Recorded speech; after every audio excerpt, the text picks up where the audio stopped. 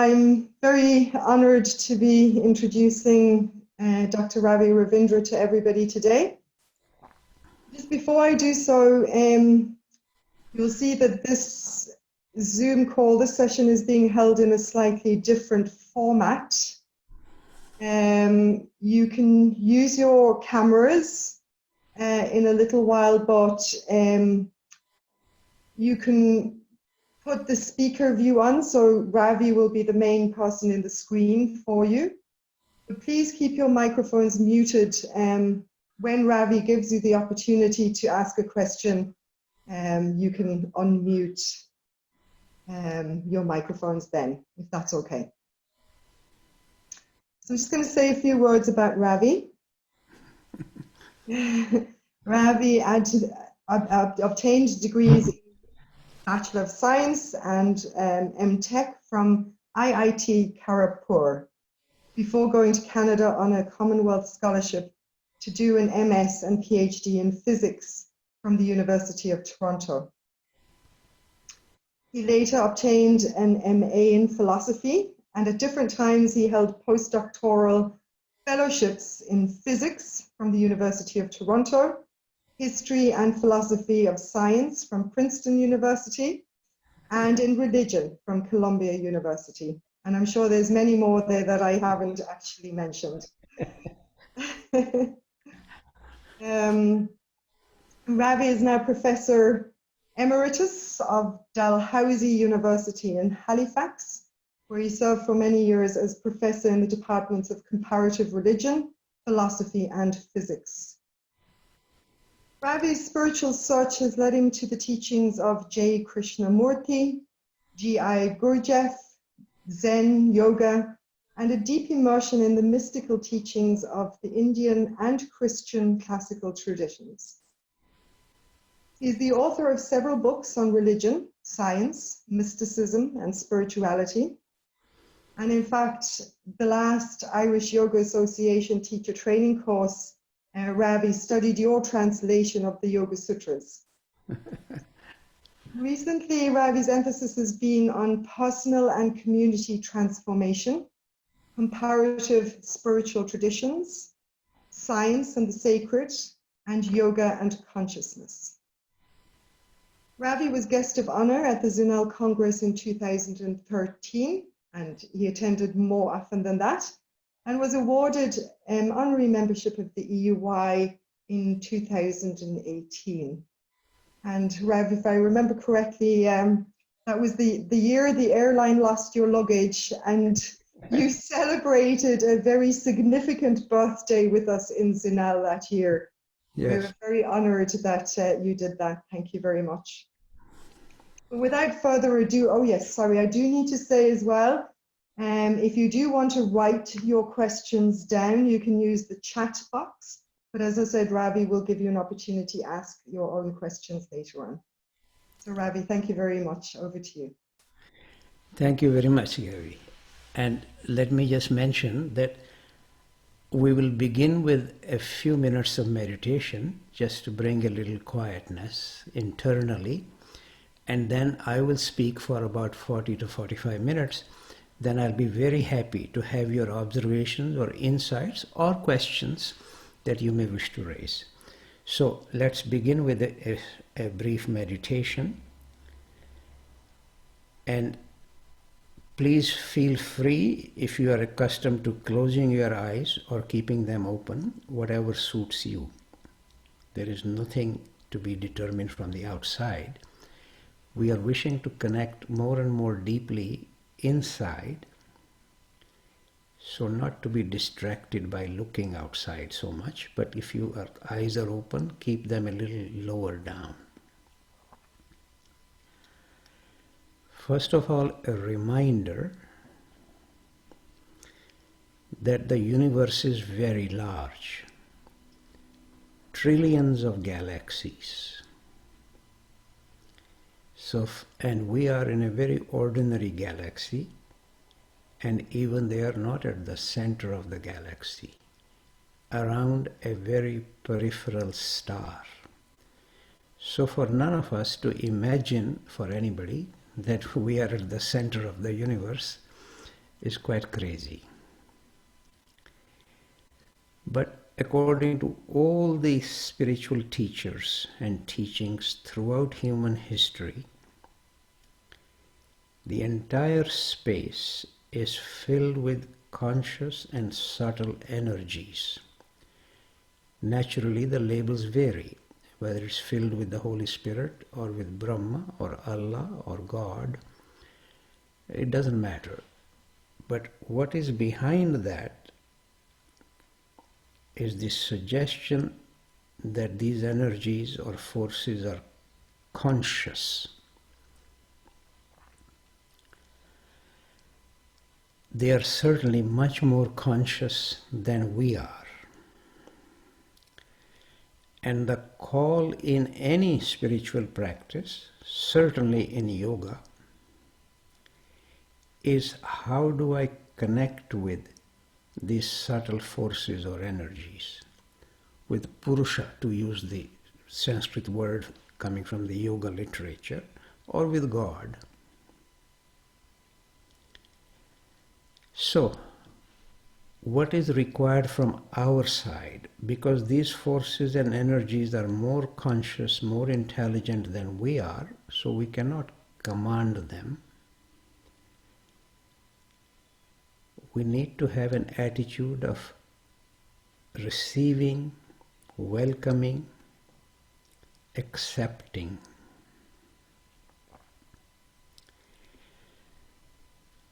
And the fundamental requirement for receptivity is relaxation.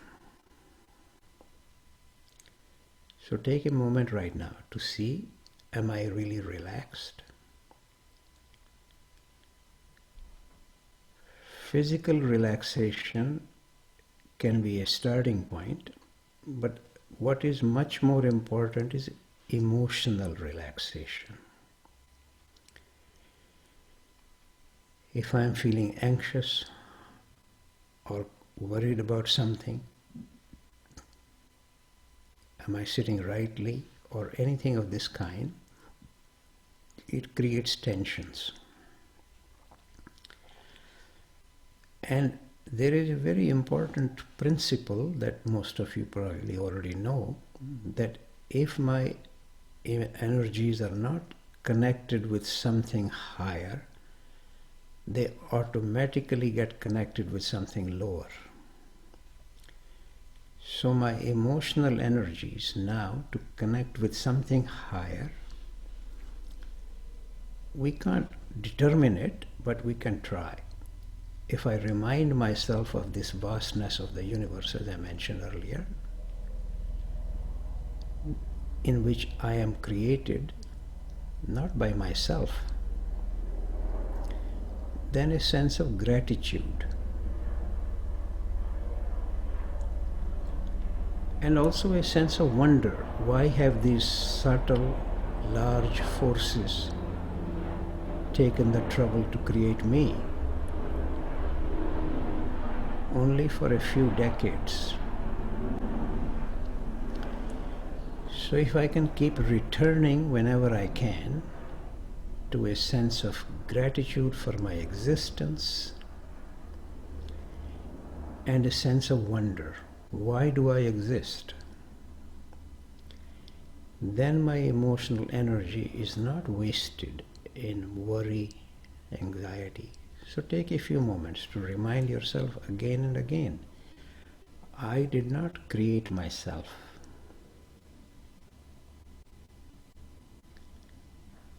Very subtle forces and energies have created me.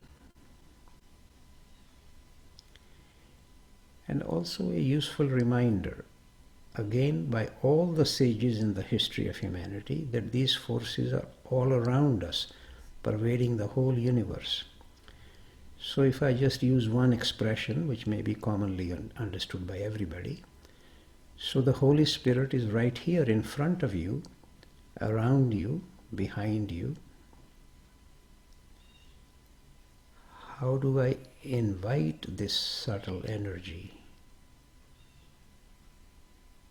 touch me,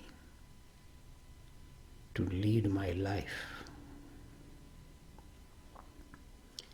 to act through me.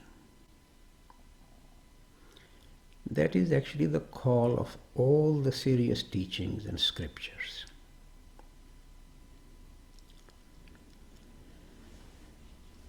Then also it's very useful to find the right posture for receiving. Again, one begins physically, a sort of verticality, but verticality without rigidity.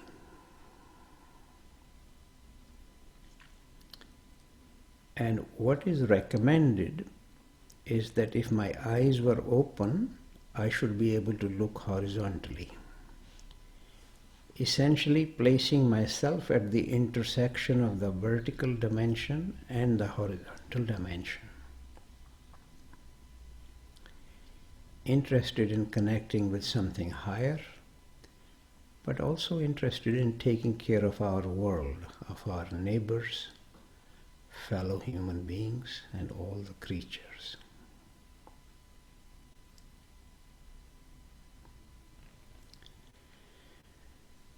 But we have not only physical postures, we have intellectual postures. And there, what is recommended again and again by all the sages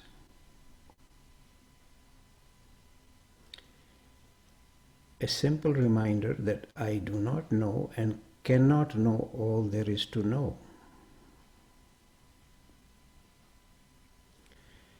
Therefore, not to pigeonhole everything I hear, oh, it agrees with the Bible or with the Bhagavad Gita or with the Yoga Sutras.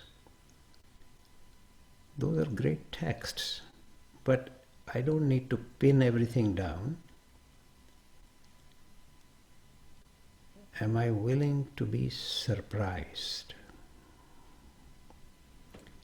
A little freedom from my knowledge.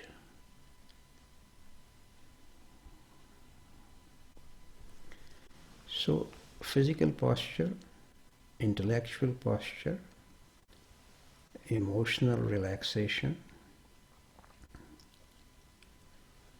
these are the fundamental requirements for receptivity.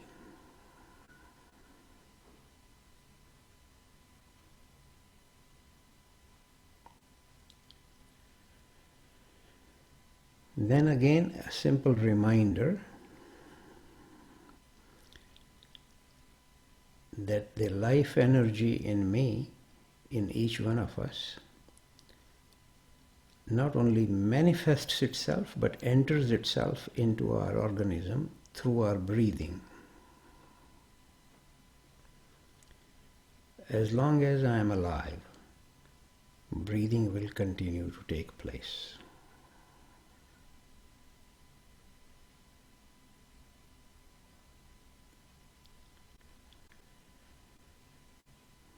But we have a tendency in our ordinary language usage, as if I am breathing, which is very strange, because I did not create this breathing apparatus, nor the air that I need to breathe to stay alive. The fact is that I am being breathed. These subtle and conscious energies, in order to keep me alive, keep breathing through my organism.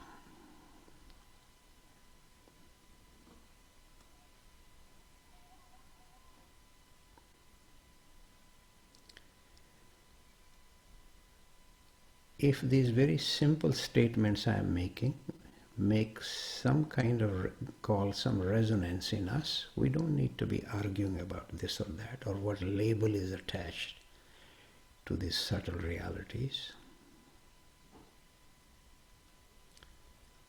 How can I keep returning to more and more relaxation? And on the other hand, a certain kind of internal activity, so that I am not simply falling asleep in relaxation.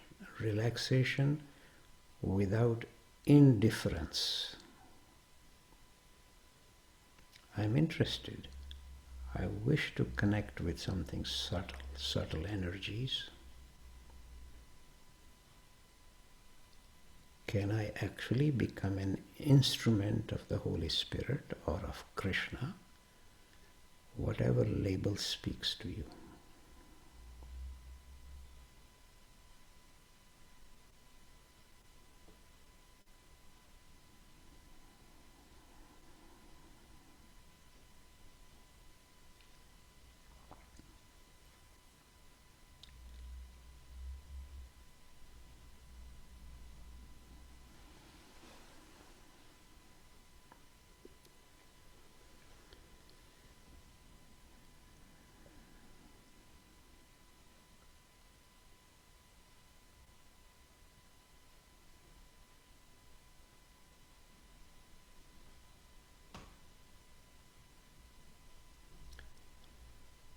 So we take just a few more breaths, being aware of the fact that these subtle and conscious energies have decided to create me,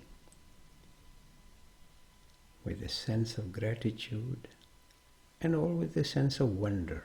Why have I been created?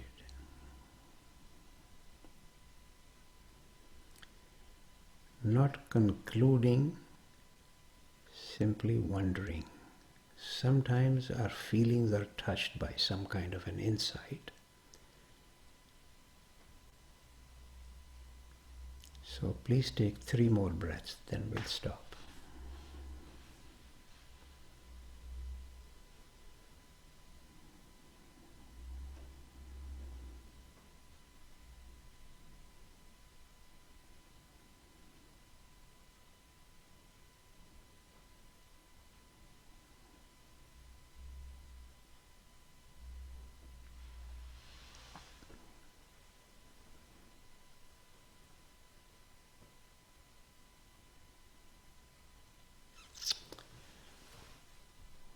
Okay, thank you very much.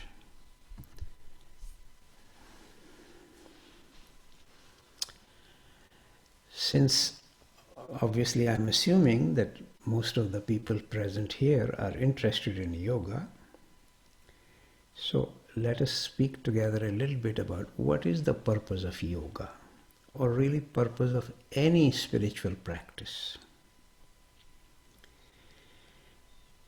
As far as I am aware, if there is one single lesson common to all the scriptures and the teachings of all the sages, it is simply this: as long as I remain the way I am, I cannot come to the truth, or to God, or to the real.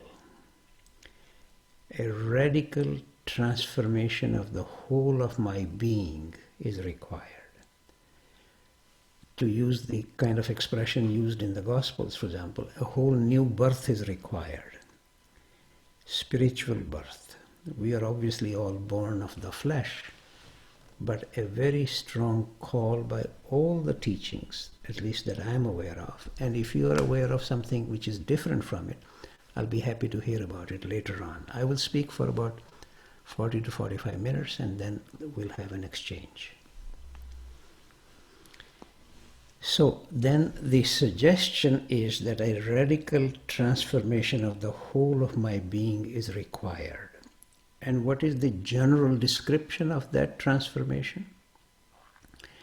Here is actually a remark of Christ in the Gospel of Matthew.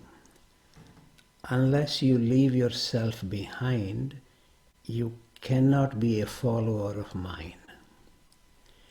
And I can happily quote to you many remarks of similar kind. Naturally, the language is different. Certain expressions are different from culture to culture. But if we sympathetically look at these things, what is the common expression of all the great teachers? That I need to be free of myself, not free for myself. This is the fundamental requirement, freedom from myself. Because whatever I usually call myself is my whole life training. I am now the end product of my entire past life, which is naturally conditioned by my language that I have grown up reading or using, by music that I have heard, mythological fairy tale that I heard, and all those are very strongly influenced by my whole culture, which is also the reason of a great addiction to the status quo, because all these forces interfere with any direction of transformation. So that is the general call.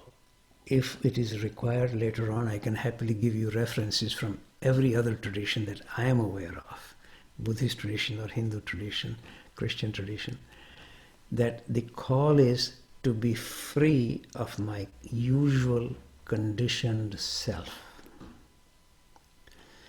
And that requires a whole science of transformation. It's easy to say that one needs transformation. This is what all the great teachers actually teach. For example, the Buddha is not teaching us what nirvana is. He's actually trying to teach us how to get to nirvana. He doesn't really care what the description is. In fact, he refuses to say what the description is. And if the Buddha cannot describe nirvana, sure as hell I can't describe what nirvana is. So there is no point getting stuck with that.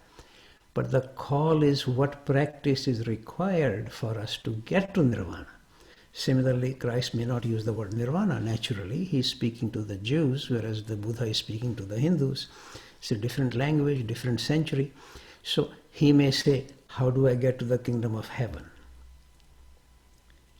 But he's not describing the kingdom of heaven. So what is the practice? This is really and first of all, I should make a general remark that yoga is actually science par excellence for transformation.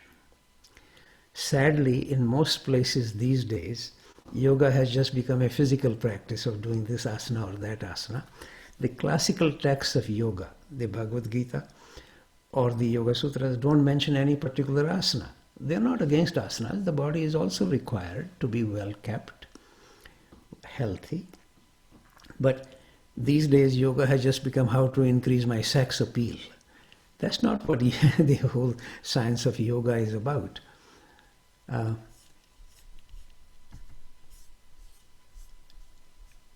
I thought I'll put things on the speaker view. Maybe you can all do that so we can actually see each other a little bit if you speak. So let me continue here. Let me actually give specific examples from the Yoga Sutras.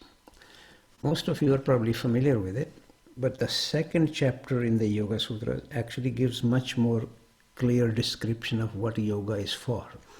This is the second sutra in the second chapter. Yoga is for cultivating samadhi and for diminishing the kleshas. These two Sanskrit words, let me speak a little bit about them. Samadhi is the aim, if you like. That's what yoga is about. And Patanjali then describes what samadhi is. This is the third sutra in the third chapter. That samadhi is, let me actually use the Sanskrit expression, swarupa shunya, which means free of oneself, which is what I said is the common assertion of all the sages and all the scriptures, that I need to be free of myself. That's what samadhi is. So that if the person who is in samadhi, whatever they are looking at, they see that object exclusively. They don't introduce something from their mind, from their idea, which is what we are always doing. And the kleshas, which are to be diminished, klesha simply means obstacle or resistance. What stands in the way? So, the purpose of yoga, according to Patanjali, I just quoted, is to cultivate freedom from myself and to engage in seeing how I can diminish the obstructions. How can I be free of the obstructions? So then right away the description of what is the major obstruction.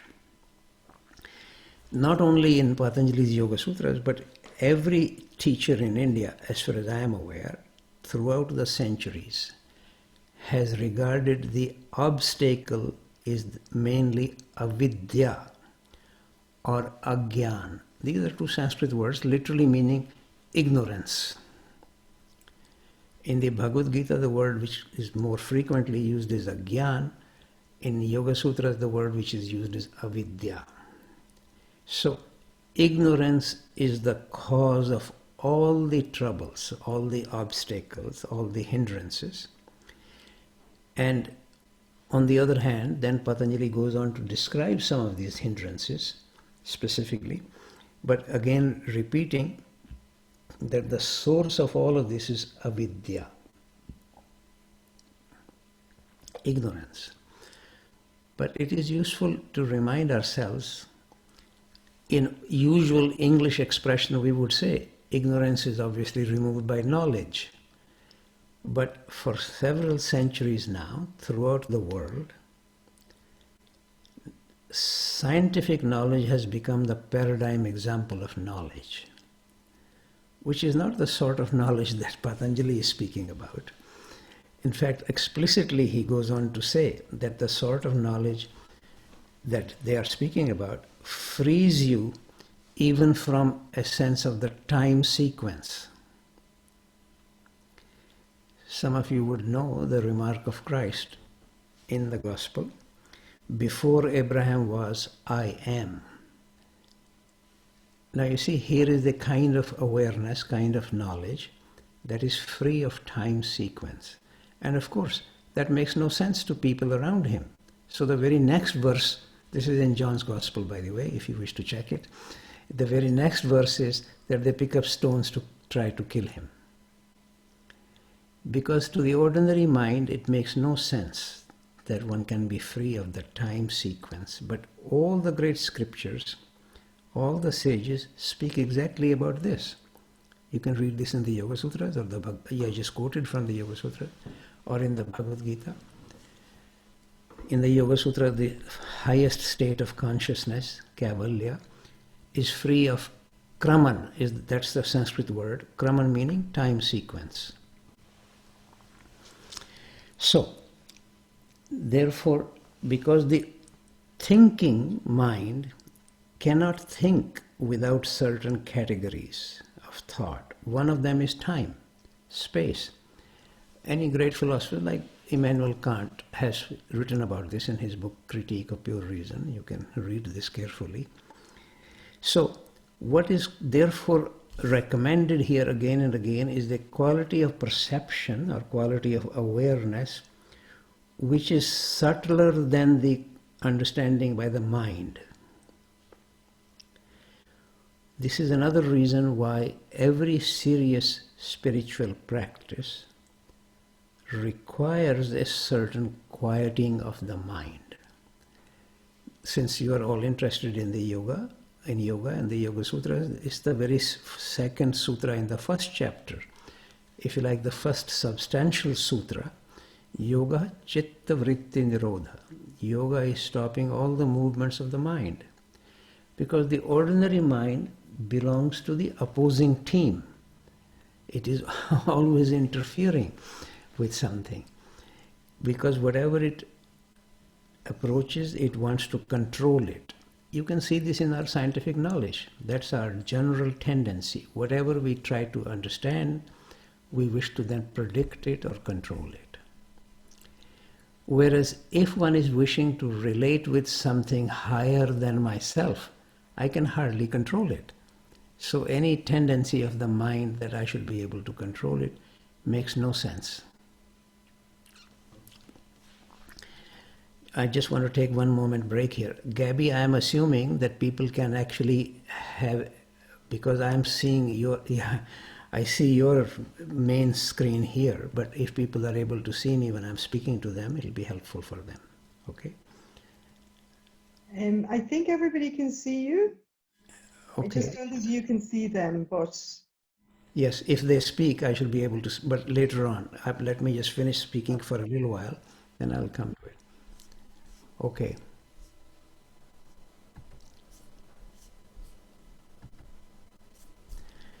So, therefore, returning again, that the mind needs to be quiet because of the fundamental assumption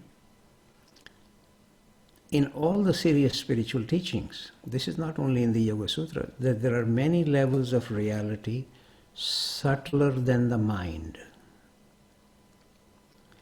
Therefore, all our thinking, all our philosophizing, all our theology, etc., everything which is controlled by the mind is not going to be able to relate with that reality. Because what we need is the corresponding instrument to detect whatever we are trying to detect. And the suggestion is that the instrument that is required is subtler than the mind. So the mind needs to be acquired. Sometimes other expressions get used. It's a higher mind or the Buddha mind. So the word mind has many different levels, different meanings. In the Bhagavad Gita, there are two words which are both always gets translated as mind, manas and buddhi. Tomorrow I will speak a little bit more about buddhi and manas, but today I just want to stay with the Yoga Sutras largely. Tomorrow more with the Bhagavad Gita. These are the classical texts of yoga.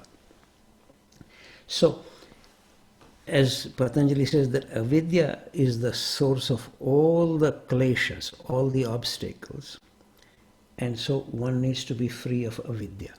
Then he even defines what is avidya. To take the non-self for the self, which is to say, not realizing what my real nature is. That is the source of avidya. So this question again and again arises, again in all serious teachings that I am aware of. What am I? Or who am I? In Sanskrit, the expression is koham, and it's called the bija prashna, meaning the seed question. Who am I? Or what am I? Again and again one returns to this. And then Patanjali actually describes what are some of the obstacles arising out of avidya, out of ignorance. But the obstacles are specifically mentioned by him, only 3 or 4 of them. So I will speak about them in a moment. One is called asmita. It literally means I am this or I am that. And the suggestion made by Patanjali is that by identifying myself with something specific, for example, I am a professor, I am a father, or I am a son, then I forget that that is not my whole identity. So it's a little bit like I identify myself with a drop of water while the whole ocean of being is unconnected with me. So asmita has that kind of meaning, identifying myself with some specific function, specific part of myself, whereas there is the whole ocean of being that is there and I am not connected with it. So that's asmita. But then naturally there are more understandable translations of it. It is sometimes translated as ego or as a separate self, because that is what is my self, which is separate from everybody else's self. And separate self is automatically a separating self. It separates me from everybody else. Whereas the call in any serious teaching, certainly in the Yoga Sutras, is how do I connect with the underlying unity of the whole existence. So, asmita is the first dvesha or klesha, Then he mentions there are 2 of them, usually they are coupled together, rag, dvesh. Often they are simply translated like, dislike. All of us throughout our lives are really driven by, I like something, so I keep doing it. I don't like something, so I don't do it. Whereas what is interesting, all the great sages, for example Christ or the Buddha, they did whatever needed to be done, whether they liked it or they didn't like it. Some of you would probably, since I'm assuming most of you have Judeo-Christian background from looking at the names and the people here, Christ just the evening before his crucifixion in the Garden of Gethsemane, he actually says the following: if it is possible, let this cup pass me by. He's not eager to be crucified, obviously, that will be silly. Yet not my will but thine be done. So you see, not he doesn't like this, therefore he won't do it. Like, dislike has nothing to do with it.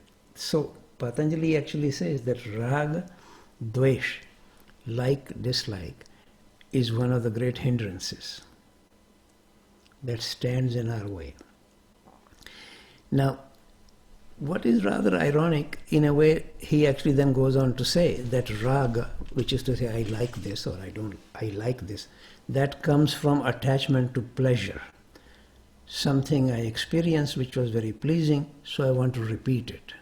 So I get attached to it. That at least makes some common sense. But dvesha, actually Patanjali says, comes from attachment to suffering. One would imagine that one is not eager to repeat suffering, but ironically, you have to watch in yourself. We are more attached to anything that caused suffering than to something that caused pleasure. I give sometimes a very simple example. If in a conference, for example, let us say European Yoga Union, where I was there, twice I've been there. So if somebody at breakfast says, oh, what you said was wonderful, I'm happy to sit with them for lunch.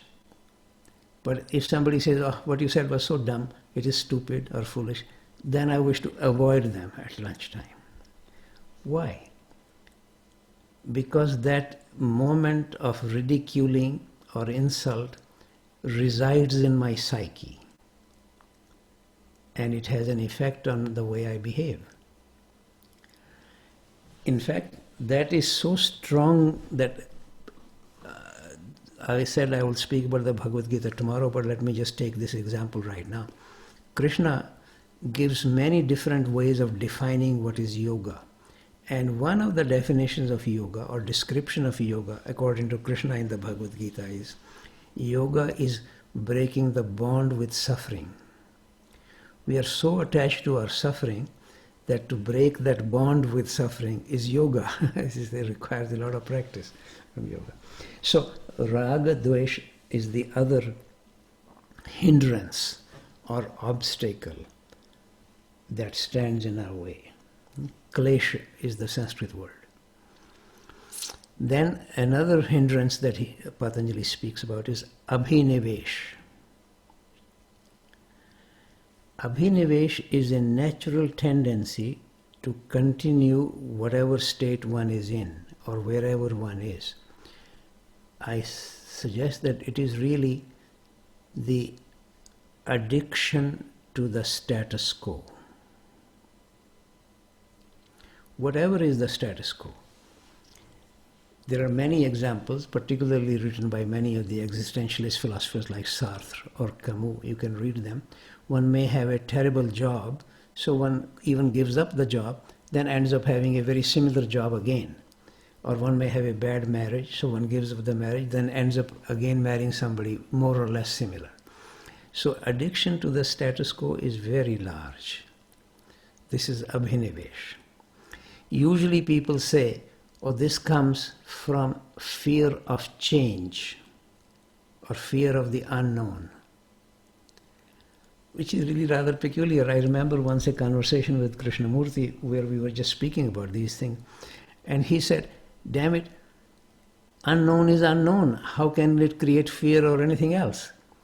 But you see, he said, quite rightly, it's the attachment to the known that is the problem. It's not the fear of the unknown. Unknown is unknown. But we call it fear of the unknown because of the attachment to the known, attachment to the status quo, which is what I've tried. That's what abhinivesha is. So these are the various obstacles that Patanjali speaks about explicitly. I'm sure each one of us can think of other things that stand in our way of being free of ourselves, which is the call. Swarupa Shunya, freedom from myself. Then the way Patanjali actually says what will help, what is the practice of yoga. This is the first sutra in the second chapter, before the second chapter where he describes what is the aim of yoga. First of all, he speaks about what is the practice of yoga. And there he mentions three things. I will just mention their Sanskrit words, and then, because each word is very difficult to translate by one single word in English, but that's the language we are using, so I will try to do that. But in Sanskrit, the words are tapas, swadhyaya, and ishwar pranidhan. And these three are mentioned twice in the Yoga Sutras. This is, I just mentioned this, the very first sutra in the second chapter. Then they are repeated in the 32nd sutra in the same chapter among the niyamas, these three. Niyamas meaning these are the required practices. Tapas can be more or less translated as practice, although often it gets translated as austerity. This is one of the difficulties. It is true that sometimes we need to take care of our body or to even struggle against it. So certain austere practices get practiced, and then people get carried away with it. But Krishna in the Bhagavad Gita explicitly says, those who undertake severe austerities torture not only themselves, but they torture me, who is seated in their body. That is Krishna in the Bhagavad Gita. He's seated everywhere, in our body, in our mind, in our heart. So no serious practitioner actually recommends austerity, but unfortunately that's often, frequently that word is translated, tapas. It's simply, but on the other hand, effort, practice. Nothing can be understood. If I wanted to study physics or wanted to learn music or do cooking, I have to do some practice.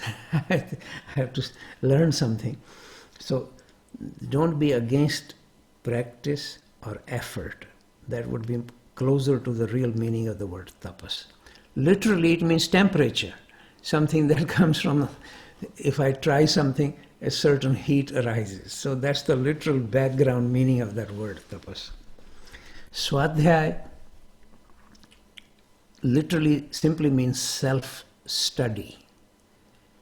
It could be translated self-knowledge, self-inquiry, self-study, self-observation. Many different words can be used, but that's almost the literal meaning, swa plus adhyaya.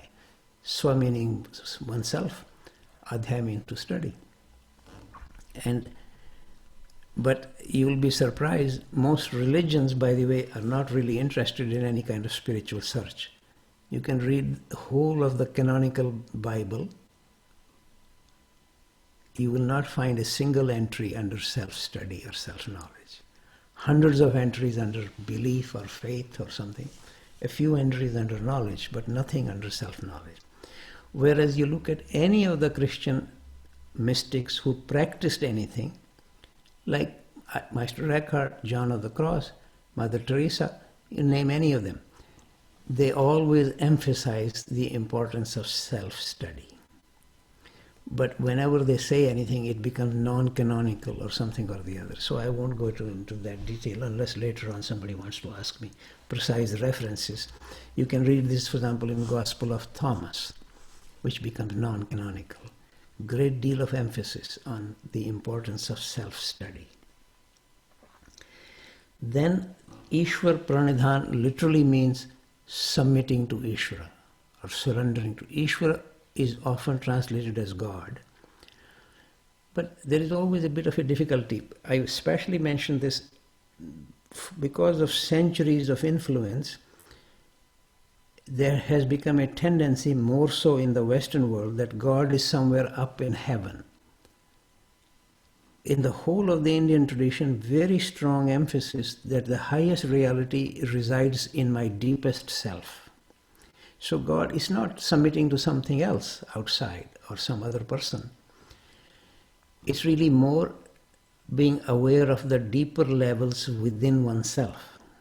So what Patanjali is saying, that these are the three practices, namely effort or practice, self-study, serious, impartial, and then submitting to a deeper level within oneself. Submitting to it, first of all, evoking it, listening to it, trying to understand what my depth of my being is saying. Otherwise, surface ideas are always driving us, taking over. So, then very strong suggestion that if I undertake these practices, then I would naturally be able to receive subtler or higher energies, subtler than what my mind can receive. In general, in all spiritual teachings, it is indicated in one way or the other that before anything else, our heart is touched by something, as if my feelings can receive some subtle whispers of the truth. In fact, even some of the great scientists say exactly that. For example, Pascal, some of you may have heard me quote this earlier. Pascal is hardly a negligible scientist. We measure pressure, so many Pascals. Great mathematician and physicist. This is what he said: heart has reasons that reason does not know. And practically all the great scientists will tell you that they had an intuition. They often use the word intuition. They had an intuition about some truth or some equation or something. So, but intuition is a part of feeling. The suggestion is that our feeling or heart is the first one to be touched by subtle whispers coming from a different level. Then, of course, the mind can also enter, as Patanjali is very clear about it, not to be against the mind, but as he says, if the Purusha can see through the mind, it's like a scientist sees through a microscope. So microscope is not the knower, but it can be a good instrument or a bad instrument of knowing. So a very strong suggestion that the mind can be cleansed, purified. So if I use Patanjali's own example that he gives, that it can become like a pure diamond. So whatever object it is placed on, it does not interfere with the color of the object. It does not introduce its own object. It allows the object to reveal its own true color. So that's what the kind of mind is required. So it's not to be against the mind. It'll be like being against the microscope. But to begin to see that the microscope is not the knower. A scientist sees through the microscope or with the microscope, but the microscope doesn't see. Similarly, no need to be against the mind. And in fact, what Patanjali very much speaks about is that these subtle kleshas can be overcome, and I'm more or less actually quoting this. This is again also in the second chapter. I highly recommend to you to read the second chapter much more carefully than most people do. Second chapter is more clearly laid out, many of these things that I'm speaking about. I'm mostly focusing on the second chapter today. It's the 10th and the 11th shloka in the second sutra, in the second chapter, where he says these subtle kleshas can be overcome by pratiprasava. That's a Sanskrit expression meaning reversing the flow. Pratiprasava. Usually our mind is always going outside. If one can turn it inside, that is reversing the flow, the usual flow of the mind, and then it can bring us to the source. And their effects can be reduced by meditation, he speaks about the effect of these kleshas. So serious meditation is really reversing the flow, usual flow of the mind, which is going outside. And one wishes to bring it more inside to see what is actually going on. So a real swadhyaya, a real self-knowledge or self-inquiry, is to look at oneself impartially, steadily, and when the mind is quietened, as Patanjali actually says, this is the third sutra in the first chapter, Tatra drishtu swarupe avasthan. Then the real seer, which is not the mind, the real seer resides in his true form, in his own true form. So the real seer is also within me, within each one of us, and it can use the quality of the mind if that mind is purified or cleansed, like a pure diamond, to use Patanjali's own expression. Then whatever it looks at, it doesn't introduce its own mental ideas. It sees the way it actually is. And then, very strong suggestion again in practically all the teachings, and maybe here let me make a quotation from the Bhagavad Gita. An accomplished yogi sees that I do nothing at all. It's very interesting that the whole effort is, can I become an instrument of the will of Krishna, or will of God, or will of Christ, or will of the Buddha, or will of Purusha, rather than the instrument of my own will. As I said earlier also, freedom from me, me, me. That is the call. So an accomplished yogi, this is one of the remarks of Krishna in the Bhagavad Gita, sees that I do nothing at all. That doesn't mean that nothing is being done. But I am not doing it. It's being done through me, in me. Again, because I am assuming most of you have a Judeo-Christian background from the names here I'm looking at, let me give you a classical example of this. Is actually Christ's own remark. This is in the Gospel of John. He said, I am not the author of the words I use. I say what my Father in heaven tells me to say. So he's not doing it. He's not speaking. It's being spoken through him. So this is really, in a way, the call of any serious teaching. Can I become an instrument of the divine will? My mind, my body. Otherwise, I'm just doing my own thing. Me, me, me. And in a few decades, this will die, obviously. So that's the end. On the other hand, every religion says that the death of the body is not the death of the person, because the spiritual element has taken on my body, which is intended to be an instrument of this spiritual element, not for itself. So that is the call for a whole teaching of transformation. And I just wanted today to focus on mostly the Yoga Sutras. Occasionally I have quoted from the Bhagavad Gita. Tomorrow I'll focus on the Bhagavad Gita. So I would now happily invite, if you wish, you don't have to agree with anything I'm saying. Be a real searcher. Don't just believe what I said or what anybody says. Even the Buddha or Christ. Like a serious scientific student, even if Einstein or Newton said something, we take that seriously because they are great scientists. So we take it seriously what the Buddha said or Patanjali said. But how does it actually correspond in my own understanding? Ultimately, that's where the issue is. So please bring your observations or insights or questions if you like. I'll be happy to speak with them. I don't know how long. We'll probably take 15-20 minutes, half an hour. So please feel free. Hello, Ravi. Hello. How are you? Don't see me. Now you're going to see me. Oh, here I am. Hi, Andre. I can see you. How are you? I'm fine, thank you. How are you? I'm happy to see you and listening.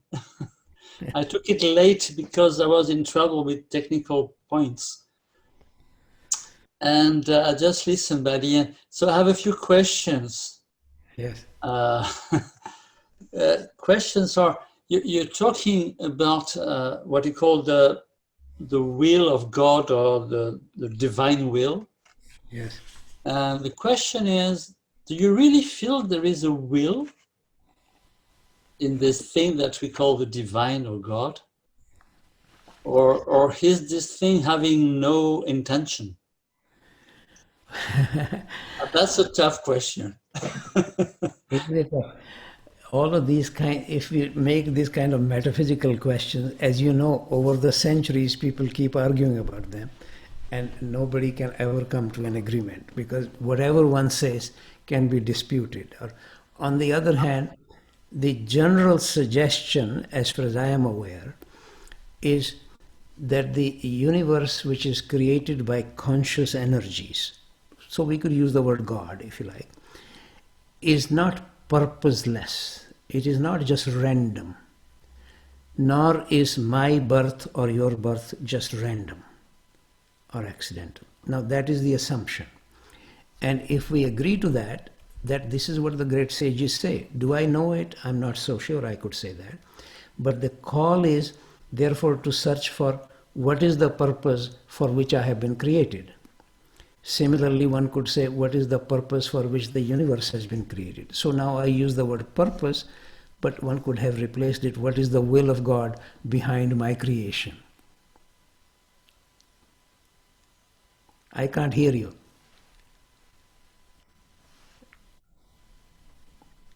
Yep. Have you muted yourself? No, somebody did it. Oh, I can now hear you, yeah. So whether we call it the purpose behind my existence or what is the will of God for my existence, we could use slightly different words if you like. I understand. That's okay. Then if we're talking about the purpose, what does it mean? Do we have a purpose? An individual purpose in life? Well, I think that is certainly the classical description from the sages. But I should also mention here, many of our existentialist philosophers, especially actually you can read Sartre or Camus will be the two that come to my mind. They actually, this is the difference between existentialist point of view and an essentialist point of view. Traditional spiritual perspective is essentialist, meaning that we already have an essential destiny or an essential purpose. Whereas the existentialist philosophers say existence is first, then I may be able to find a purpose, but it is not a given purpose. Mm-hmm. So there are these two very different perspectives. And my own impression is, and in fact several people, particularly I was thinking of these great Jewish philosophers who have tried to reconcile the two, that it is something that I need to listen to something and then I can make it my purpose. So in a way, essentialist and existentialist perspectives initially seem contradictory to each other, but a human being may wish to bring them together. Mm-hmm. You're too clever with this. Maybe somebody else wishes to say something or bring. I just need to know a few definitions, and then I will leave the place for other questions. You're talking in English about the mind and the seer, and then so what are the words in Sanskrit? And regarding the Sanskrit word manas and chitta, how could we define them? What is the difference in English? So the mind and the seer, and then manas and chitta. Well, manas is really the ordinary mind, if you like. In fact, Krishna twice in the Bhagavad Gita includes manas among the senses, that the body is driving this and the mind will just justify whatever. And then that mind is separate, distinguished from buddhi, which is, we could say in English, if you like, the higher mind or the Buddha mind. That the ordinary mind is closer to the monkey mind. And it's always much more interested in separating things from each other rather than the underlying unity. That's one of its characteristics. And it's more analytical rather than synthetic. Mm-hmm. Now, chitta gets translated in many different ways. Sometimes simply as mind, sometimes even consciousness. And so it has different translations. And on the other hand, for example, in the second sutra of the first chapter in Patanjali, Yoga Chitta Vritti Nirodha, there Chitta, Vritti means modifications or changes of this. So, if you like, all the movements of the mind is the way I translate that. But you will find several different translations of that. So the word chitta is used also to speak generally about the mind. And then the seer is said to be something subtler than or higher than the mind. This is why the third sutra in the first chapter, when the mind, the movements of the mind are quietened, then the real seer is present. Tatra drishtu swarupe avasthan is present in its true nature. And what's the word in Sanskrit? Seer? Drishtu. Or drishtu. Thank you. From which we also get the word darshan, by the way, indirectly. The darshan is a very commonly used expression in Indian spirit or religious literature. Looking at somebody, going to visit somebody, darshan, being in their presence. Darshan of the guru or darshan of the teacher, that kind of thing. Yeah. Okay, thank you very much. Thank you, Ravi. Thank you. Anybody else wishes to ask a question or make a comment or observation, something? As I said, you don't have to agree with anything I'm saying. This is not necessary.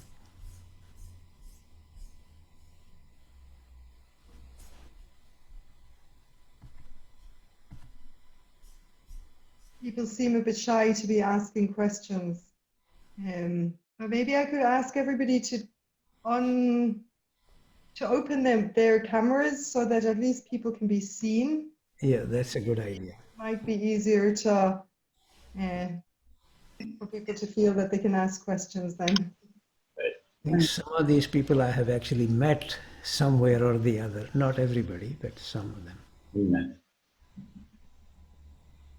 Yeah.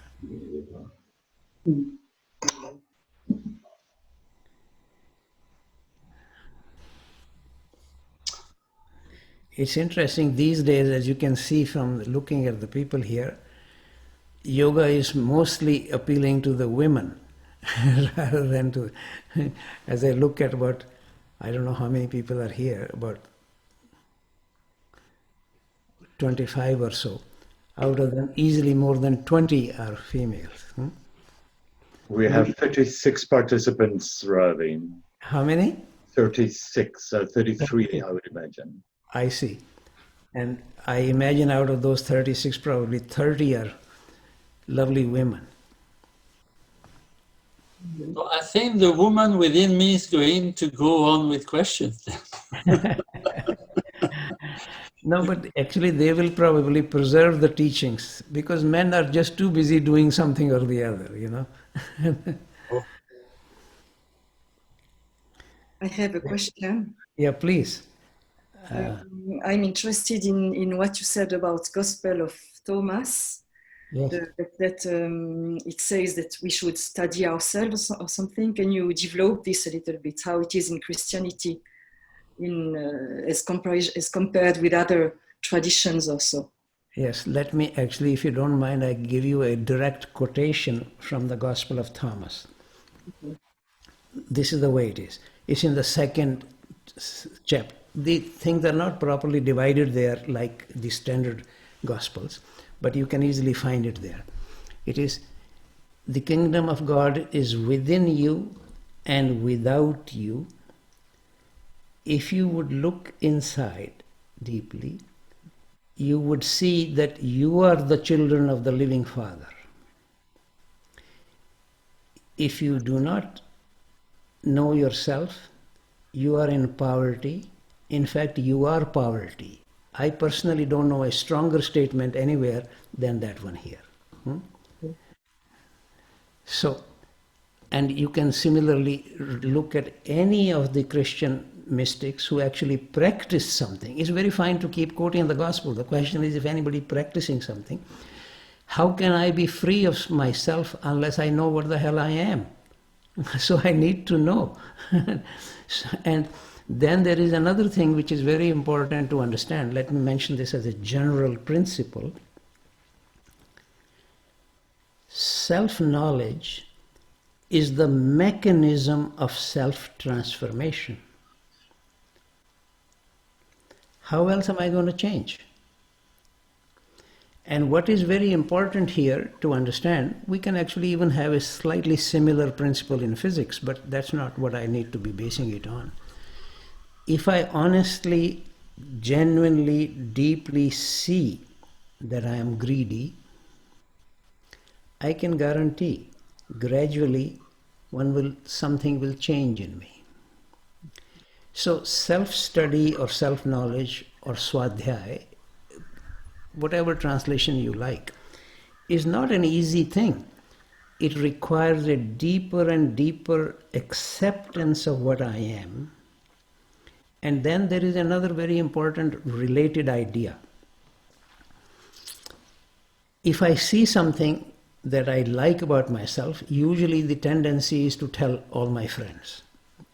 And if I don't like something, either I want to hide it or immediately want to change it. The problem there comes, then I'm no longer actually seeing it. And one forgets that seeing, we could now use other words, attention, consciousness, awareness. So don't get occupied with, because English is, of course, has its own vocabulary. So don't get stuck with one word. But seeing comes from a level of consciousness higher than my functions, thinking, doing something or the other. So if I stay with seeing, then I am, at least as long as I can stay seeing, I'm connected with something higher that can bring about a change. But the moment I don't like it, so I want to change it, so I come back to the same level where my functions are. So a change doesn't take place. So it's a very important thing to understand the principle behind it, that the suggestion is to enhance the quality of my seeing, or quality of my awareness, or quality of my consciousness, quality of my attention. I am intentionally now using 4 or 5 words so we don't get stuck on one word. So ultimately we can at least imagine the quality of attention brought by Christ or by the Buddha is sure as hell going to be much more than the quality of my ordinary attention. So not to get so easily satisfied that I see something, but right away one wants to change it or to cover it up or something. No, the very serious suggestion is to stay with what I see. Don't worry about, to stay with the quality of seeing. That is much more important. Otherwise, again, let me mention a general principle here. You can read this in any tradition. In principle, the whole external cosmos is potentially mirrored inside us. So there is no limit to what I can see. One can go on and on and on. The recommendation is, don't get so occupied with what I see, but can I help improve the quality of my perception? And then if the quality of my perception enhances, the possibility of transformation enhances. Now, you don't need to take my word for it. Great Western philosopher Plotinus said something which I just more or less said. Here, let me quote him. Knowing and being are not two things. This is a direct quote from Plotinus.